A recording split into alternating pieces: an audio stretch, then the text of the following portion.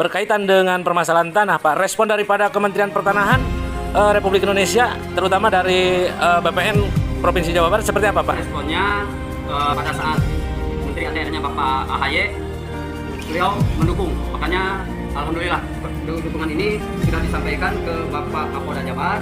Saya pernah menghadap dan ini buktinya dukungan dari Bapak Kapolda Jabar. Dukungan dari Polda Jabar, Pak, ya? Alhamdulillah.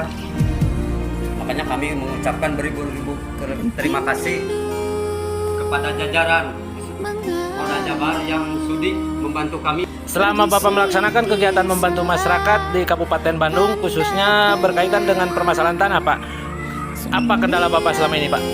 Masalah finansialnya, Pak.